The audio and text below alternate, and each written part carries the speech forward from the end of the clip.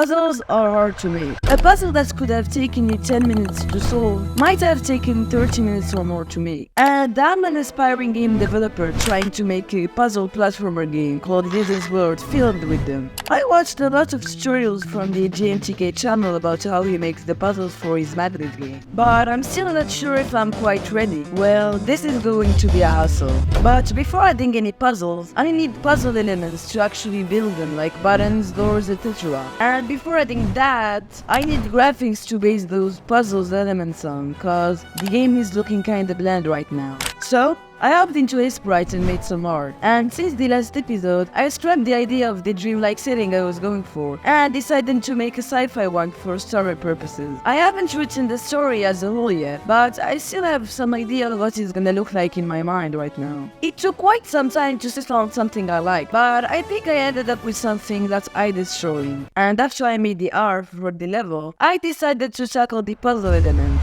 I made a button and a door, but I still didn't know how I could demonstrate that both were connected. But that was going to be a problem for future me anyways. And then I moved on to implementing them into the game. But I also wanted to try on some music for the level. So I hopped into FL Studio and started cooking. And for this one, I was actually going to make some effort, so I learned scales, keys, chords, etc. And I think I made something kinda cool. I divided the song into two parts. The first part plays when you solve the puzzles, it's kind of calm.